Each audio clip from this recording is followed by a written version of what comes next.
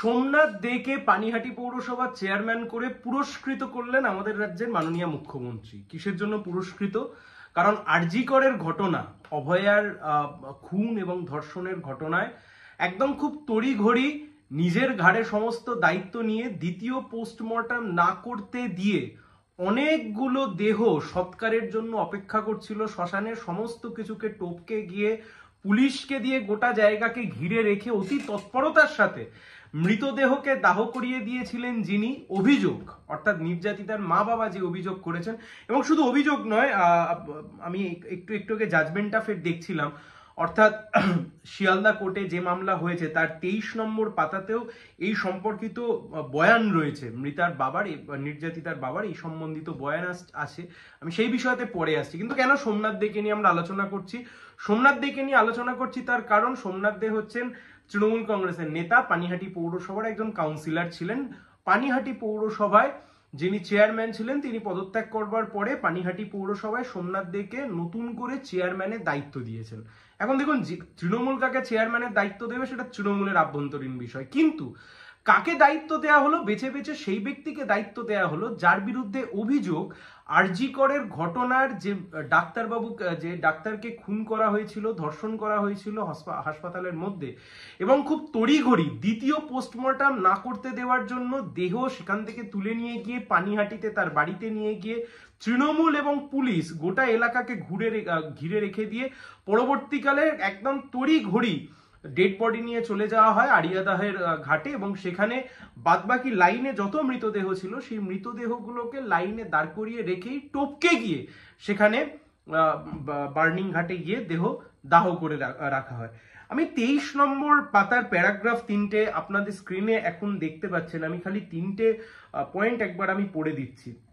He deposed that after the lodging of the complaint, he again came back to RG Kar Hospital and noticed that from the morgue, the dead body of his daughter was shifted to the hearsay, and after coming out from the main gate of RG Kar Hospital, and the said hearsay rushed at high speed and they could not follow it. So they went to Tala PS again to trace out whereabouts of the said dead body. Bearing Kart and himself and his wife decided that they would make a prayer at Tala PS for second postmortem of the dead body of the victim, but police did not pay any heed to it.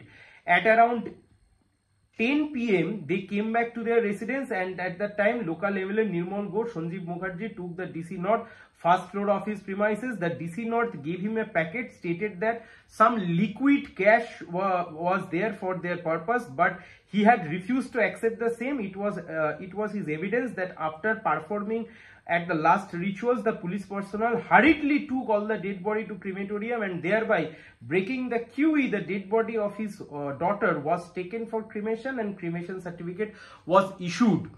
নির্যাতিতার বাবা, PW1 নির্যাতিতার বাবার বয়ান পড়ে আমি আপনাদেরকে শোনালাম, যেখানে পরিষ্কারভাবে বলছে দ্বিতীয় ময়না তদন্ত যাতে না করতে পারে সেই জন্য তাদেরকে কিছু না জানিয়ে আরজি করের মর্গ থেকে দেহ নিয়ে চলে যাওয়া হয়েছিল পানিহাটিতে।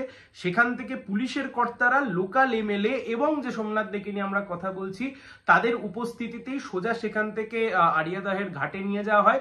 সেখানে যত কিউইতে যত মৃতদেহ ছিল সবাইকে টপকে গিয়ে তড়িঘড়ি ক্রিমেশন করে দেওয়া হয়, যাতে না দ্বিতীয়বার ময়না তদন্ত করতে পারে, যাতে না দ্বিতীয়বার পোস্টমর্টম করতে পারে। সেই সোমনাথ দেকেই পুরস্কৃত করলো মাননীয় মুখ্যমন্ত্রী। মাননীয় মুখ্যমন্ত্রী নাটক করবার জন্য রাস্তায় নেমে বলেছিলেন নির্যাতিত যে অভিযুক্ত তার ফাঁসি চাই, নাটক করবার জন্য। তার কারণ মাননীয় রাজ্য পুলিশ যা যা তথ্য প্রমাণ ছিল তথ্য প্রমাণ লোপাট করে দিয়েছে, এবং অদ্ভুতভাবে দেখুন, এটা আমাদের কথা নয়, আপনি বলতেই পারেন এটা CPIM এর কথা, এটা আমাদের কথা না। যে জাজমেন্ট রয়েছে, আপনারা যদি জাজমেন্ট পড়েন, জাজমেন্টের মানে প্রত্যেকটা প্যারাগ্রাফে এই কথা ফুটে উঠেছে যে দিদির পুলিশ যে কাজ করেছে মোদিজি CBIও একই কাজ করেছে। কোনো তদন্ত হয়নি এবং যে কারণে একে দোষী সাব্যস্ত করবার পরেও, সঞ্জয় রায়কে দোষী সাব্যস্ত করবার পরেও এখনো ইনভেস্টিগেশন চলছে, ফার্দার ইনভেস্টিগেশন এখনো চলছে, যা কিছুটা হাস্যকরও বটে। অর্থাৎ গোটা বিষয়টা যেখানে নিয়ে গিয়ে দাঁড় করিয়েছে। কিন্তু মনে করে একবার দেখুন আপনি পার্ক স্ট্রিটের ঘটনা, পার্ক স্ট্রিট গণধর্ষণ কাণ্ড, সুজেট পার্ক স্ট্রিট গণধর্ষণ কাণ্ড, যে পুলিশ অফিসার খুঁজে বের করেছিলেন দময়ন্তী সেন, মমতা ব্যানার্জি রেগে গিয়ে তাকে ট্রান্সফার করে দিয়েছিল।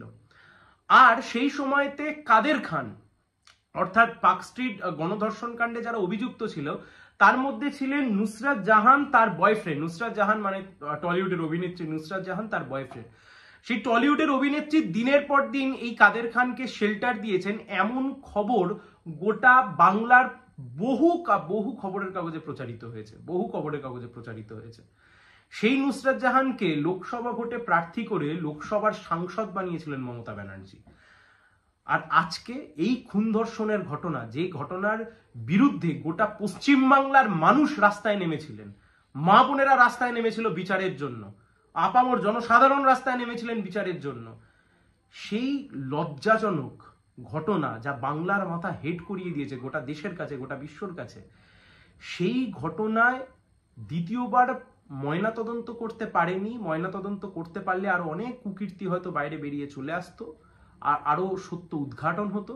যার জন্য করতে পারেনি, যার তৎপরতায় করতে পারেনি, সেই সোমনাথ দেকেই পুরস্কৃত করলেন মাননীয় মুখ্যমন্ত্রী।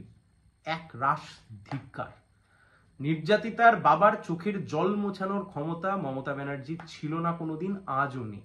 তার কারণ মমতা ব্যানার্জিরা ধর্ষকদের পক্ষে, মমতা ব্যানার্জিরা নির্যাতিতা যাতে না বিচার পায় তার পক্ষে, মমতা ব্যানার্জির সরকার, তার পুলিশ প্রশাসন, তার সমস্ত আমলারা দুর্নীতিবাজদের পক্ষে, ধর্ষকদের পক্ষে।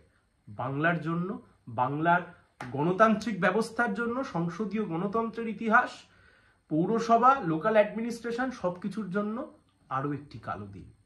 সবাই ভালো থাকবেন।